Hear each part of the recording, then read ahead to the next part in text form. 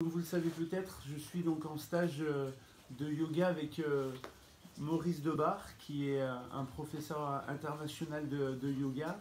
Je souhaitais, à partir de maintenant, vous présenter et vous immerger un peu dans les formations que je peux faire. Euh, une très très belle rencontre, en gros, est venue à moi avec Monsieur Dobar. Donc je souhaitais vous faire une petite rencontre avec lui, qui puisse se présenter, vous expliquer un peu sa philosophie.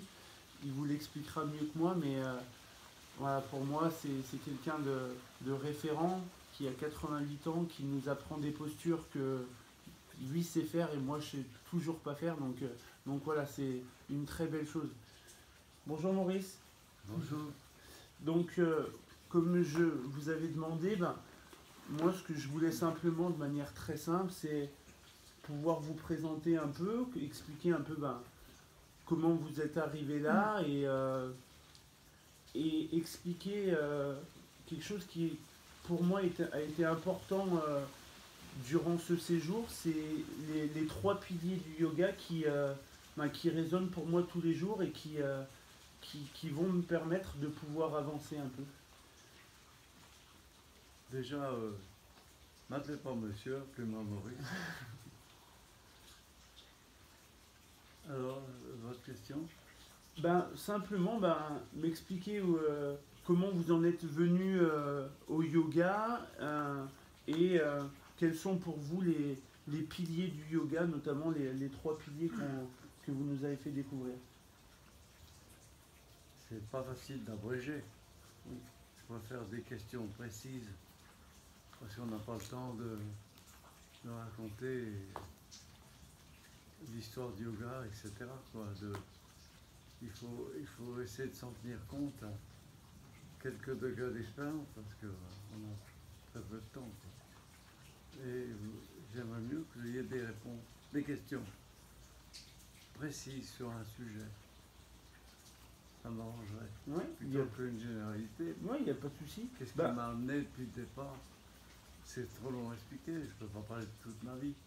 Alors, je sais pas. Si on peut dire alors, pour que les gens puissent, pourquoi pas, entrer en yoga, dans le yoga, quel est pour vous le... Ça m'est difficile de préciser exactement pourquoi je suis dans le yoga. Quel est pour vous le bénéfice le plus intéressant actuellement pour vous?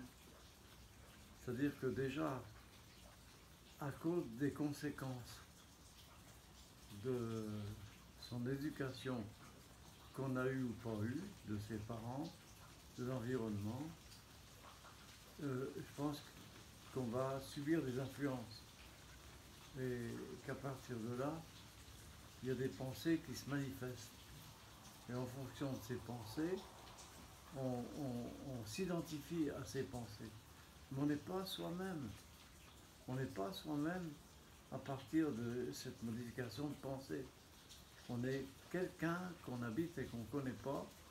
Et naturellement, ça peut se traduire par une grande ignorance de qui je suis, qui c'est je.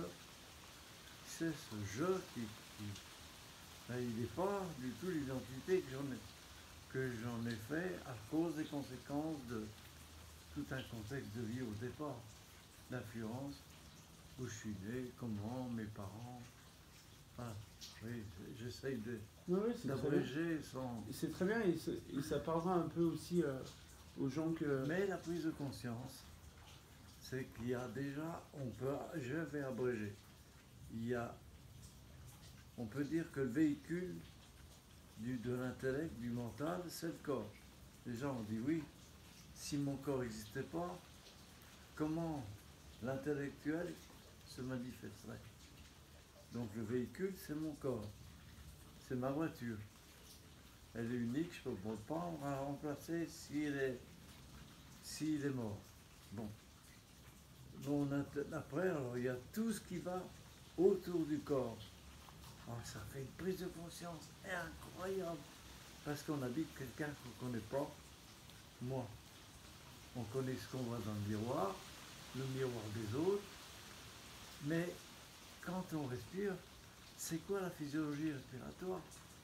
Ah, on ne la connaît pas. On dit oui, je respire, inspire, expire. C'est tout. Mais c'est que superficiel. Parce qu'on a, voilà. Alors ça va loin, je parle tous les niveaux, on n'en sortirait pas. Oui. Il faudrait des journées et des... Ensuite, il y a l'appareil digestif, là aussi, et puis il y a l'alimentation pour l'appareil digestif qui alimente le corps, etc. Vous voyez, la respiration, on sait par exemple que l'énergie subtile, pour abréger encore, ce qu'on appelle prana, cette énergie qui est dans l'air, est une énergie alimentaire aussi, qui alimente l'énergie de soi, mais aussi le sang et tout. On appelle prana. Il y a encore beaucoup de choses à dire là-dessus. Alors, on peut qu'abréger, on peut que survoler. Puis alors, quand on fait le tour de ce qu'on est à l'intérieur, mais c'est toute la vie. Puisque, on peut dire pour abréger, le yoga est une culture de connaissance de soi. Ça, c'est très important. Qui suis-je? Donc, vous voyez, ça va loin. Ça mène à la connaissance de l'univers. Pourquoi je suis né? Pour mourir. C'est un cadeau empoisonné. À quoi ça sert? Qu'est-ce qu'il y a derrière la mort? Qu'est-ce que Dieu? Y a-t-il un Dieu? Vous voyez où ça va? C'est fabuleux, c'est fou. Alors là, il y a la Terre, la planète Terre. Est-ce qu'on est les seuls habitants de l'univers? C'est pas à la fois passionnant et c'est impressionnant. Voilà. Alors, on est obligé d'avancer tout doucement. Et ça, si on se met, on devient marginal en s'orientant vers une recherche comme celle-ci. On devient chercheur, comme les chercheurs du CNRS. Qui suis-je par rapport à tout ça? Mes rapports avec les autres, avec la vie, avec les plantes, les animaux, les autres êtres humains. Alors, vous voyez, je rejoins du même coup l'existence corporelle et la bonne santé de ce corps.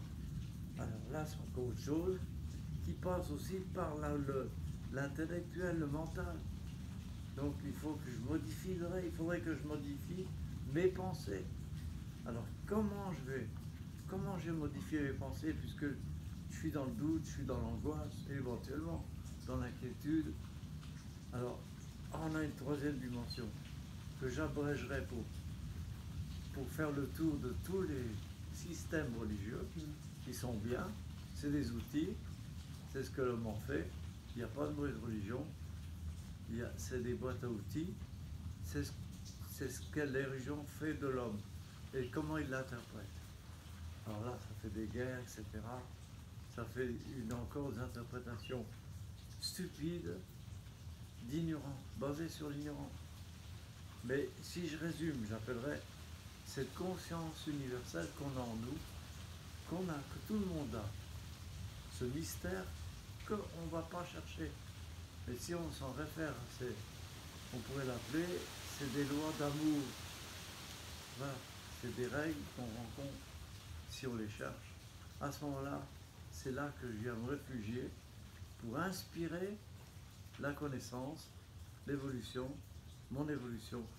Et quand je suis particulièrement indisposé, je dis bien, oh, si seulement je dis, oh, comme il est bon d'être relié à un idéal de vie, relié, combien? Un idéal de vie, ça pourrait nous aider dans des situations inconfortables de désespoir. Vous dites souvent ça que la créativité amène le bonheur. Oui, voilà, par exemple, ben oui, tout part avec des mots, et surtout avec des actes, cette modification. Alors si on cherche à comprendre pourquoi il y a beaucoup d'hommes et de femmes qui quittent le monde, qui quittent carrément le monde, on ne comprend pas, on dit mais pourquoi ils font ça? Ils vont dans des lieux, c'est-à-dire aussi bien des forêts, des déserts, des endroits où il n'y a plus personne, plus de civilisation. Ils quittent le monde, soit dans des monastères, ils sont cloîtrés, on dit, femmes et hommes, pour s'en mettre uniquement à cette méditation de vie intérieure, où il y a des prières, enfin tout, pas énuméré, chaque religion a ses techniques, ses outils, pour essayer d'aller chercher ce que les sages appellent la finalité, le samadhi, quoi, qui veut dire illumination. Voilà, ça serait, pour eux en tout cas, c'est un choix. Ils quittent la société, mais pour moi, c'est une référence. C'est la référence unique pour comprendre s'il y avait un Dieu à qui je m'adressais. Je m'adresserais à ces gens-là, dans leurs écrits, dans ce qu'ils ont laissé comme trace après leur mort. Et ils ont tous le même raisonnement. Ils sont tous à peu près morts pareil, en sublimation quelque part. Donc c'est eux quand même qui peuvent nous parler d'un Dieu qui existerait ou pas. Parce qu'ils ont passé leur vie à le chercher. Et je ne vais pas m'adresser à des philosophes qui vont faire une escalade intellectuelle, métaphysique, académique avec des mots que je ne comprendrai pas.